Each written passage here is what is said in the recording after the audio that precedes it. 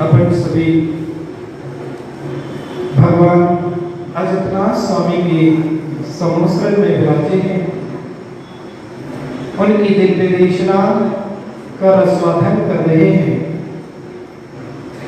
कितना परम सौभाग्य है सभी का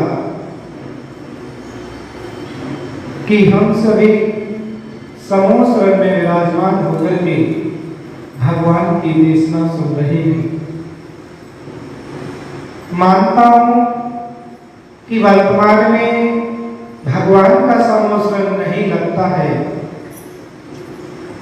पंचम काल में समोसरण की देशना, दिव्य देशना समोसरण में नहीं गिरती है, लेकिन महरौनी की चेतन आत्माओं भले ही पंचम काल में समोसरण नहीं लग रहा है, लेकिन आप सबका पुण्य है अजितनाथ स्वामी के समोसरण में बैठ करके भगवान की देशना, वही तो देशना है जो उन्होंने कही। और वो देशना सुनने को सौभाग्य प्राप्त जो इस समोसरण में बैठ लेता है, जो यहाँ समूह के साथ बैठ लेता है, वो उस समोसरण में जाकर के बैठ पाता है। जो यही नहीं कर पाया वो वहां क्या बैठेगा? यही उसकी दृष्टि में भेद विज्ञान, उसकी दृष्टि में राग देश है, यही उसकी दृष्टि में वैमनस्यता है कि हमें उसकी वाणी नहीं सुनना, हमें उनके पास नहीं सुनना। भगवान आत्मन, जब तू इस समोसरण में नहीं एक साथ बैठ पा रहा है, यहाँ भेद कर रहा है, तो फिर उस समोसरण में कैसे बैठ पाएगा? पहले तो यही सबकी एकता बनाना है, सबको यही बैठना है, यही पहले सबको बैठना है। भौरा को जानते हो?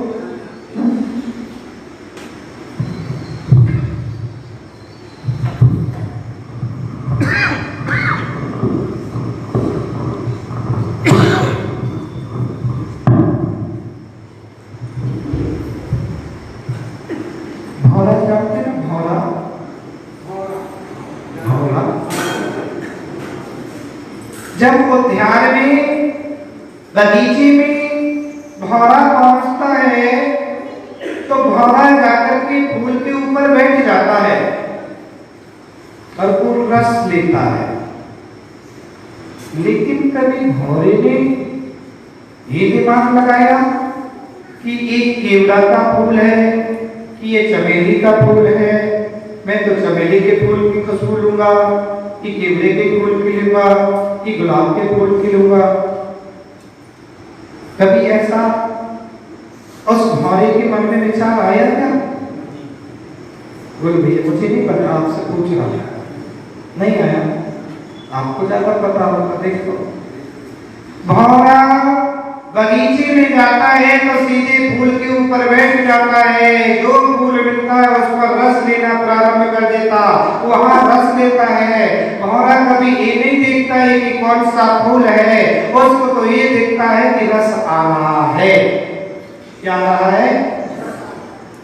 रस महरोने की चेतन आत्माओं, उस समय के लिए भौरा ही बन जाया करो और भौरे बन करके तुम यहाँ पर बैठ जाया करो कि मुझे तो तत्व का चिंतन रस लेना है, जिनवाणी का रस लेना है, जिनेंद्र भगवान की वाणी का रस प्राप्त करना है और वो रस हमें मिल रहा है। ये मत समझना ये छोटे महाराज, ये बड़े महाराज, ये फलाने सन के, ये फलाने सन के, मां कभी भी करना। और जिसने भेद किया वो तत्व को नहीं जान पाएगा, क्योंकि तत्व की धारा अलग है, तत्व की धारा अलग है, धर्म बहुत अलग है, पंथ परंपराएं आमनाएं बहुत अलग है। आमनाएं परंपराएं धर्म नहीं है, धर्म की परिभाषा बहुत ही अलग है और जो आमनाएं परंपराएं हैं वो अपनी अलग हैं, अपन उसी को ही धर्म मान गए। आमनाओं को, परंपराओं को, पंथ को, इनको अपन ने धर्म मान लिया। लेकिन धर्म की व्याख्या में जब गए तो जब देखें, क्योंकि वस्तु के सद्भाव में और वस्तु के अभाव में दोनों में कर्म का बंध होता है। भाई पीली धोती, हाँ क्या नाम तुम्हारा? वैभव? वैभव सुन, वैभव भाई, वस्तु के सद्भाव में और वस्तु के अभाव में दोनों में ही कर्म का बंध हो रहा है, बराबर की नहीं? समझना, वस्तु का सद्भाव वस्तु के अभाव में। अब कोई ये नहीं समझ रहा है, कोई ये समझ रहा है कि भगवान तो है ही नहीं समोसरण में, भगवान का समोसरण तो लगा ही नहीं है, तो मुझे कैसे कर्म का बंद होगा, मैं तो जा ही नहीं रहा हूं। भैया अष्टांग के महापर्व प्रारंभ हो गई। कौन सा पर्व चल रहा है? अष्टांग के महापर्व है। एक पर्व शाश्वत हुआ करते हैं। दोनों भाई रसगुल्ले घर में रोज खाता है क्या? जोर से बोलो। नहीं खाते हो? कब कब खाते हो? विशेष दिनों में, विशेष दिनों में। तो रोटी रोज खाते नहीं, कभी कभी खाते हो? रोटी कब कब खाते हो? फिर तो रोटी भी कभी कभी खाना चाहिए। नहीं, रोटी से पेट भरता है, वो दैनिक क्रिया है, प्रकृति है, प्रगति, भूख लगती है, प्रगति है, लेकिन उस भूख को शांत करने के लिए तुमने रोटी खाई है। लेकिन पकवान रोज खा करके तू अपना काम नहीं चला सकता है, अंदर पेट खराब होगा, स्वास्थ्य खराब हो जाएगा। पकवान तो कभी कभी खाए जाते हैं, स्वास्थ्य पर्व ये पकवान है, कभी कभी आते हैं, साल में 3 बार ही आते हैं, रोज रोज नहीं आते हैं। रोज आप दैनिक पूजा तो करते हैं, दैनिक दर्शन करते हैं, लेकिन ये पर्व, ये शाश्वत पर्व है, ये कभी कभी साल में 3 बार ही आया करते हैं। और एक साल के 3 बार का पर्व अष्टांग का पर्व शाश्वत पर्व है। और इन पर्वों में जो अर्चना की, जो आराधना की, विशेष पुण्य को देने वाला होता है। अब अष्टांग के महापर्व में नंदीश्वर द्वीप में जाकर के देवतागण सौधर्म का पूरा परिकर वहां जाकर के भगवान की भक्ति करता है। तो वहां दिन रात का कोई भेद नहीं होता, इतनी भक्ति में लीन हो जाते हैं, ना दिन और ना रात। उनको पता ही नहीं चलता कब दिन है कब रात। अपन नहीं पहुंच सकते, मनुष्य पर्याय में वहां तक नहीं जा सकते नंदीश्वर द्वीप में, लेकिन तन से भले ना जा पाओ, लेकिन मन से बैठे बैठे तो नंदीश्वर द्वीप की यात्रा कर लिया करता है जीव। यहाँ बैठ कर के विचार कर लिया, मनोभावनाएं बना ली नंदीश्वर द्वीप की। मानो तो एक भगवान है, और नहीं मानो तो ये पत्थर आसान है। जिसकी दृष्टि में भगवत बनाए उसको भगवान नजर आ रहे हैं, जिसकी दृष्टि में उसको पाषाण दिख रहा है, तो कह रहा है क्या जाना भगवान के पास। सद्भाव और अभाव दोनों में ही पुण्य कर्म पाप कर्म दोनों में ही बंधन।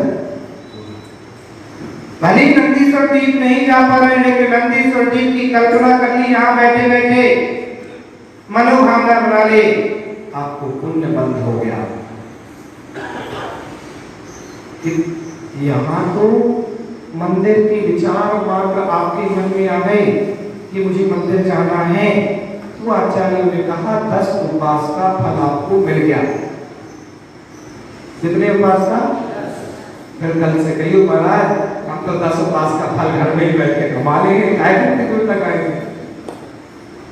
आचार्यों ने अंदर की विशुद्धि का भाव होता है कि अंदर बैठे बैठे आपके मन में विचार आ गया कि मंदिर जाना 10 उपवास का फल, चल दिए तो 100 उपवास का फल, दूर से शिखर के दर्शन हो गए, हजारों उपवास का फल, और साक्षात जिनेन्द्र भगवान के दर्शन हो गए मंदिरालय में आकर के, तो सहस्त्र कोटि के फलों का उपवास का फल मिल जाया करता है। इतना फल आचार्य ने बताया। अब सद्भाव और अभाव, वस्तु के सद्भाव में और वस्तु के अभाव में। अभी आप मंदिर नहीं आए थे, खाली मन में विचार आए थे, क्या भगवान साम के पास तो नहीं आ पाए, लेकिन मन में विचार आ गए तो क्या हुआ? 10 उपवास का फल और सामने होते हैं तो उसका फल और अधिक बढ़ जाता है। वस्तु के सद्भाव, वस्तु के अभाव। कोई व्यक्ति ये समझे कि महाराज मेरे पास तो कोई वस्तु है नहीं, तो मुझे तो इसका फल मिलेगा नहीं। धर्म की परिभाषा में समझो, धर्म की क्रियाएं करने का एक समय, एक टाइम होता है कि आपका अभिषेक होना है तो 7:30 बजे अभिषेक ही होता है। अब कोई दिन में 4 बजे आकर के कहे कि मुझे अभिषेक करना है, तो मंत्री जी करने दोगे? बोलेगा भाई साहब अपने यहाँ कन्या में सुबह की बेला में अभिषेक हो चुका है। एक समय सीमा होती है, इन सब क्रियाएं करने का टाइम होता है, दर्शन करने का एक टाइम है, अभिषेक करने का टाइम है, स्वाध्याय करने का टाइम है, सामायिक करने का एक समय आचार्य ने बता दिया कि किस समय में सामायिक करना, किस समय में स्वाध्याय करना, सबका एक टाइम टेबल बना दिया, एक क्रियाएं करने का। लेकिन धर्म करने का कोई टाइम नहीं बनाया। धर्म 24 घंटे व्यक्ति का होता है, 24 घंटे वो धर्म की क्रिया कर सकते। क्रियाएं कुछ समय की होती हैं, लेकिन धर्म 24 घंटे। मंदिर में आना, चावल चढ़ाना 5 बजे के पहले चढ़ा लो, ये क्रिया है धर्म की। लेकिन धर्म क्या है? दया। धर्म क्या है? दयालु परिणाम करना। नीति शास्त्र में आचार्य भगवान यहाँ सौदेव सूर्य कह रहे हैं, यहाँ पर लिखा है कि तप व्रत संयम को धारण करना, लेकिन उससे महान यदि कोई है तो वो है अहिंसा धर्म का पालन करना। अहिंसा मतलब आपके अंदर अहिंसा भाव, दया के भाव आना चाहिए। वो सबसे बड़ी साधना। आप जीवों की हिंसा करते रहो, खूब व्रत करो, खूब संयम करो। यहाँ आज अष्टमी है, सो कहीं उपवास है, एकासन करना है और सारी वस्त्र उठा लो, सो मशीन में डालो। आज तो कुछ काम ही नहीं है, खाना बनाना नहीं है, क्या करना, आराम साराम करो। तो वो फल आपको उपवास का नहीं मिल रहा माताओं। अब कुछ काम नहीं है, पूरे घर की झाड़ू करो, पोछा करो, ये फिजूल के काम नहीं करना व्रत के दिन, क्योंकि उसमें जीवों की हिंसा होगी। जीवों की हिंसा होगी तो तुम्हारा व्रत में दोष है। इसलिए व्रत के दिन कम आराम साराम करो, जितना हो सके उतना बचो, मंदिर में अधिक समय व्यतीत करो, घर में रहो तो अपने जाप करो, अपने सामायिक करो, अपने स्वाध्याय। अब बात को समझो, मैं क्या कह रहा हूं। मैं बोल रहा हूं कि वस्तु के सद्भाव, वस्तु का अभाव, कोई वस्तु तुम्हारे पास है तब भी तुम्हें राग है, और नहीं है तब भी तुम्हें राग हुआ है। कोई वस्तु है तब भी पुण्य, भगवान सामने तो भी पुण्य को देने वाले हैं, और भगवान सामने नहीं है तब भी पुण्य को देने वाले। मां, जब आपका बच्चा महीनों से बाहर चला जाता है अध्ययन करने के लिए, तो क्या आपको उससे मूड नहीं होता है? सच बताना। आप हर पल पल पर पूछते, बेटा खाना खा लिया, बेटा क्या कर रहे हो? और जब घर में होता है तो भी पूछते हो। बच्चा सामने तब भी राग हो रहा है और नहीं है तब भी। अब कोई कहता महाराज हमारे पास तो ये व्यक्ति नहीं आता तो मुझे तो कसाय उत्पन्न ही नहीं होती, मेरे तो भाव खराब ही नहीं होते। भैया कोई सामने हो या ना हो, व्यक्ति से कसाय उत्पन्न नहीं हुई, कसाय तेरे अंतरंग भाव में थी तो सामने उदय में। ऐसे तो 5 पांडवों के लिए भी निमित्त मिला, वो कार्तिकेय स्वामी के लिए भी निमित्त मिला कि कार्तिकेय स्वामी मुनिराज जा रहे हैं नगर में, और सामने से राजा और रानी सामने बैठे महल की छज्जा पर। रानी के भाव जैसे देखे मुनिराज के नमस्कार करने के हो गए, छज्जा से नीचे आ जाती है और बीच रोड पर नमस्कार करती है। वो राजा जैन दर्शन से घृणा करता था, उसने जैसे देखा मेरी पत्नी और एक नगर के पास जाकर के सिर झुका रही है, क्रोध उत्पन्न हो गया और तुरंत उसने सिपाही को आदेश दिया मुनिराज को पकड़ लो, बंदी बना लो। और बंदी बना लिया और आदेश दे दिया कि जो लकड़ी छीनने वाला वो होता ना, लुंदा लुंदा उनके शरीर पर चलवा दिया। पूरा शरीर उनका छीला जा रहा है।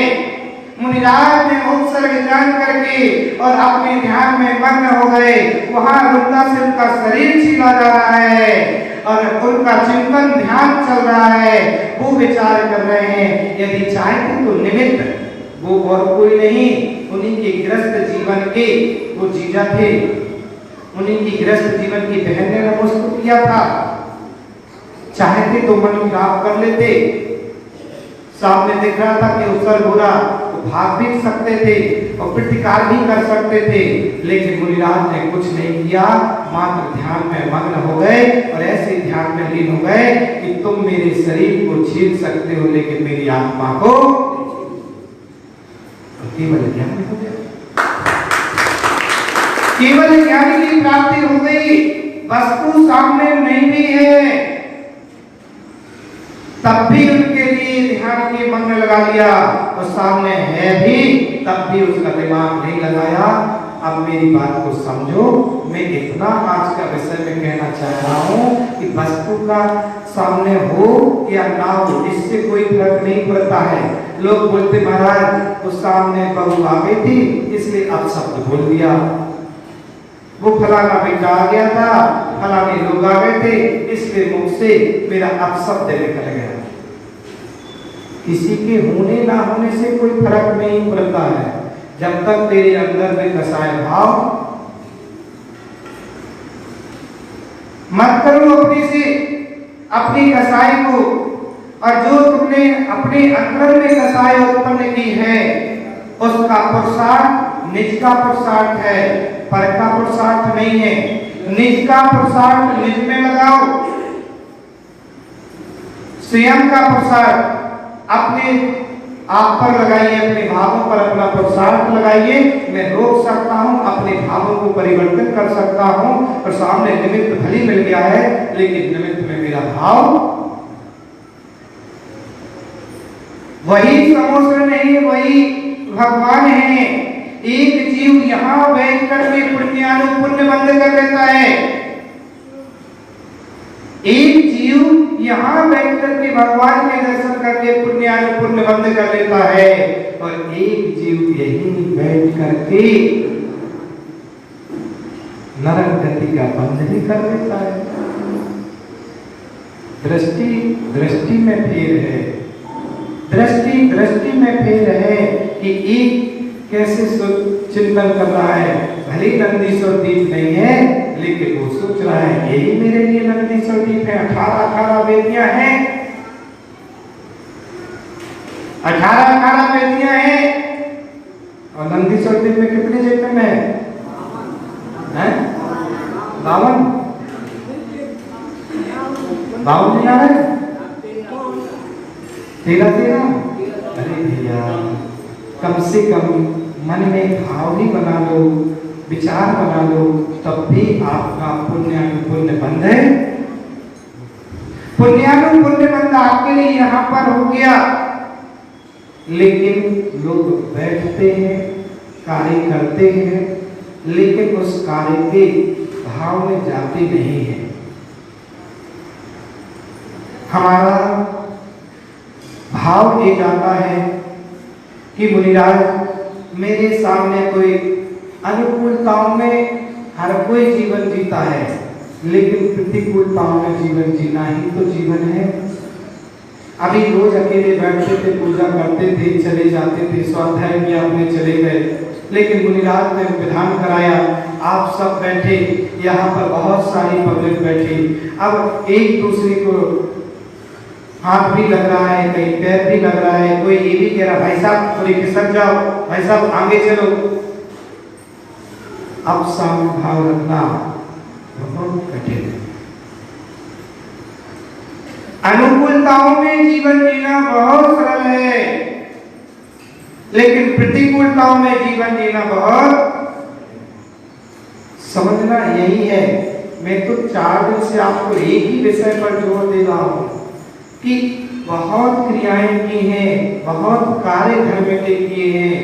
आज हमारे धर्मों में आपस में क्रियाओं में बेमनस्ताएं अधिक बढ़ गई हैं, आपस में राग देश अधिक बढ़ गए हैं, धर्म की क्रियाएं बढ़ रही हैं, धर्म के कार्य बढ़ रहे हैं, लेकिन अंतरंग की विशुद्धियां कम क्यों हो रही है? उसका कारण क्या है? उसका रीजन क्या है?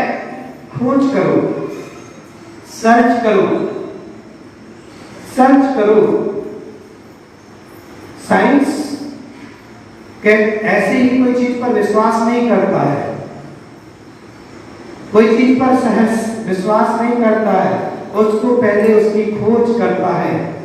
आप भी खोज करो कि मुझे किन किन कारणों से कहां मुझे मन खराब हो रहा है, मेरे विचार खराब हो रहे हैं।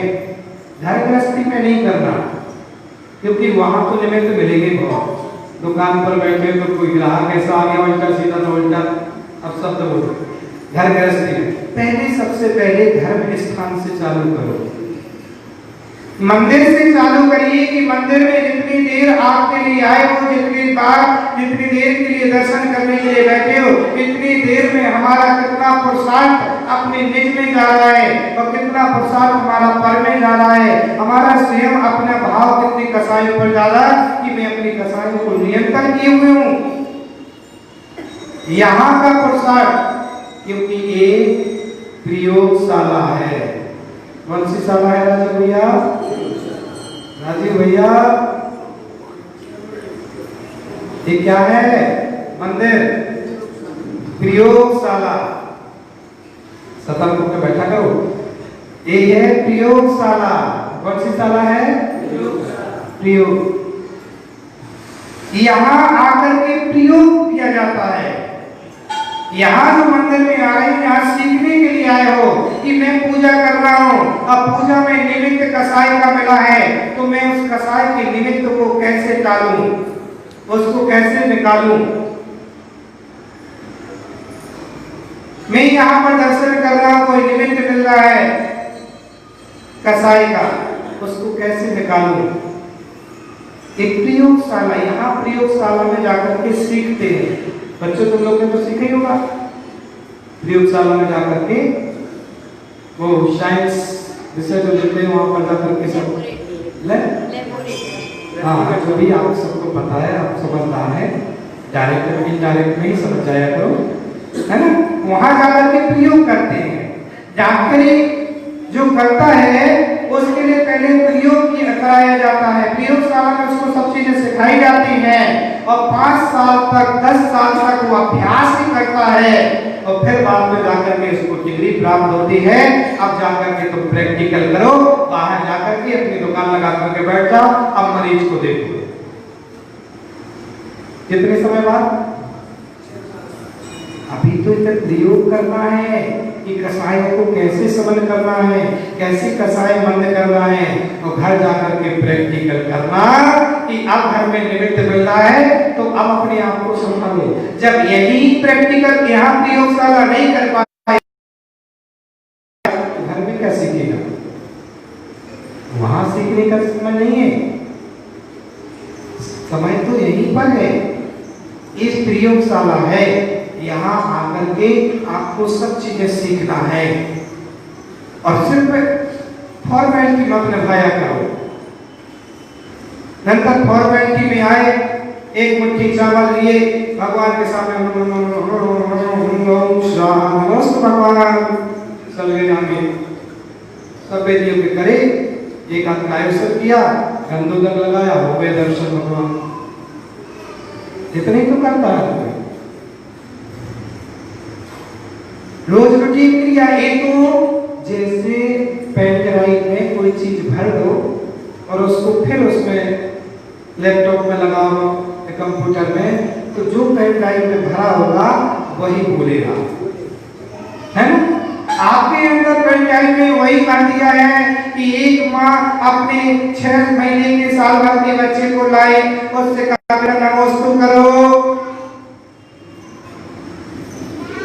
सिर हिलाता नहीं करता, माने उसका सिर पकड़ा और झुका दिया। दूसरे दिन फिर आया, नमस्ते करो, नहीं करता, फिर सिर पकड़ा फिर झुका दिया। तीसरे दिन फिर लाएगा, कोई पापा लाया, कोई भाई लाया, फिर उसने किया, फिर उसने नहीं किया, फिर सिर झुका दिया। चौथे दिन वो समझ जाता है कि यहाँ आकर के सिर झुकाना, नहीं झुकाएंगे तो अपने आप झुका देगी माँ। सो बच्चा सिर झुकाने लगा।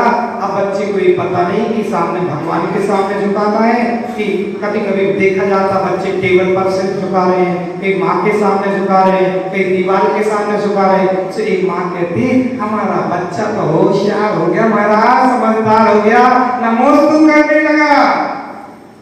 क्या करने लगा? नमोस्तु करने। अब उसकी पेंटाई में कोई भर गया, उसकी पेंटाई में वो भर गया है कि जैसे मंदिर में प्रवेश किया तो क्या करना है? सिर झुकाना है। फिर थोड़ा सा बड़ा हो गया तो उसको कोई टिप्पी पकड़ा दीजिए बेटा, अब उसने ऐसा ऐसा कर दिया। थोड़ा सा बड़ा हो गया तो उसकी पेंटाई में भर दिया कि बस अरे बोलो वो करने लगा, फिर बुरा हो गया, उसको पेन ड्राइव में सिखा दिया कि गंदों तक ऐसे ऐसे लगाना है, फिर ऐसे ऐसे करना। कभी कभी नकल देखा करो, बच्चे छोटे बच्चे, माँ ऐसे ऐसा करती तो बच्चे जैसा माँ करती वैसे बच्चे, उसकी पेन ड्राइव में वो चीजें भर चुकी है। माँ ने उसके उद्देश्य को नहीं बताया कि बेटा यहाँ मंदिर में आकर के अपने लिए क्यों दर्शन करना थे, कि हमारे अंदर परिणामों में शांति हो, हमारी कसायों में मन्नता हो। यहाँ पर कोई यदि दूसरा निमित्त भी मिल जाए तब भी गुस्सा नहीं करना, क्रोध नहीं करना, मान नहीं करना, माया नहीं करना, लोग कसाय नहीं करना है, ये सब सिखाया नहीं। तो उसकी पेन ड्राइव में कोई भरा है, आया बड़ा हो गया, अब तो कोई पेन ड्राइव दिखा रहा हो भाई कि कपड़े तो पार करने नहीं सकते तुम, अरे कपड़े पावित्री स्वाहा नमोस्तु भगवान, पूजा हो गई। उसकी पेन ड्राइव में वो भर चुका है। आदत बुरी होती गौरव भाई,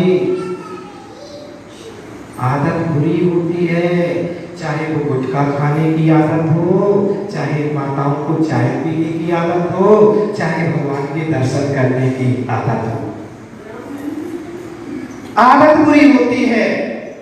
आदत में कोई क्रिया मत डालो, आदत में क्रिया मत डालो कि मेरी तो आदत है पूजा करने की, मेरी तो आदत है दर्शन कर। जब तक दर्शन नहीं करता है महाराज तो मन ही से नहीं लगता। आदत में मत लाओ, आदत बुरी होती है, चाहे वो अच्छी हो या बुरी। दर्शन करना आदत में मत लाइए, पूजा करना आदत में मत लाइए। और जहां से आपकी आदत में आ गया तो आदत में तो वो है, बिना उसके रह नहीं सकते हो। जैसे कोई माता चाय पीने की आदत है और जिस दिन चाय ना पिए तो सिर में दर्द करने लगता, बोलते महाराज भोजन तो या ना तो लेकिन चाय जरूर दे दो, है ना। जिसको गुटखा खाने की आदत उसको अब देखो लॉकडाउन के चलते हुए सर 100 का मिले चाहे 200 का मिले, लेकिन वो तो पुड़िया चाहिए, बिना उसके तो समय सिर घूमता है, नींद नहीं आती है, बेचैनी सी होती है। आदत बुरी है, कोई भी चीज को आदत में नहीं कर्तव्य में लाइए कि मेरा कर्तव्य है भगवान के पास आना, मेरा कर्तव्य है कि पूजा करना। अब इस कर्तव्य में रोज खोज करो, रोज रोज नई नई सोच चिंतन लगाइए।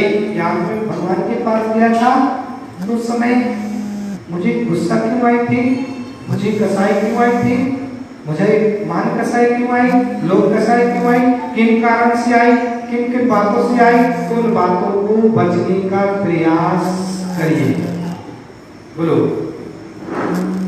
वस्तु के सद्भाव, जोर से बोलो, वस्तु के सद्भाव में, वस्तु के अभाव में, दोनों में कर्म का बंध होता है। अब वस्तु हो या ना हो इससे कोई फर्क नहीं पड़ता है, कोई सामग्री हो या ना हो इससे कोई फर्क नहीं पड़ता है, लेकिन मन में यदि विचार आ गए, मन में कसाय भाव आ गए तो बंद तो होना ही होना है। इसलिए वस्तुओं में नहीं जाओ, अपने भावों में जाइए, भाव को समझिए। समय आपका हो रहा है, समय की रहते समय की कीमत करते जाओ। मैं रोने की चिंता क्योंकि समय तो धीरे धीरे अपना निकलता जा रहा है। बस भौरे बन करके तुम तो चले आओ और भौरे बन करके उन जिनेंद्र भगवान की वाणी का रसवादन करना है कि हमें भगवान का जिनेंद्र भगवान की वाणी का रस लेना है और वो रस लेकर के अपने आप का कल्याण करना है, अपने निज का कल्याण करना है। जिससे एक भाव आवे निश्चित आपके अंदर वो पवित्र विचारों से आपके कर्मों की निर्जरा होगी, कर्म आपके क्षय होंगे और ऐसे ही भगवान जिनेंद्र देव की देशना का रसवादन करते रहोगे। तो जब यहाँ एक साथ बैठ जाओगे, यहाँ एक साथ रह लोगे, यहाँ एक मिल करके आपस में बैठ लोगे तो समोसरन में जाकर के भी एक साथ समोसरन में सभी विराज जाओगे। समय आपका यही कह रहा है कि समय की रहते समय की कीमत करना। अष्टांग के महापर्व है, आज से अष्टमी चालू है। भगवान नेमिनाथ स्वामी का मोक्ष कल्याणक है। भगवान तो मोक्ष चले गए, लेकिन उनका कल्याणक अपन आज भी मना रहे हैं। और लड्डू आज सुबह वो लाडू चढ़ाया गया। लाडू ही क्यों चढ़ाते हैं? लड्डू क्यों चढ़ाते हैं? लड्डू का अर्थ है कि जैसे लड्डू जिस तरफ से भी चखो उसका स्वाद कैसा होगा? कैसा होगा? मीठा नीचे से होगा कि ऊपर से होगा? दाएं से होगा कि बाएं से होगा? कहां से होगा लड्डू मीठा? चारों तरफ से मीठा ही मीठा होता है, कहीं से भी चखो। ऐसे जिनेंद्र भगवान के गुण चारों तरफ से गुणों से लबालब भरे हैं। हे भगवान, ऐसे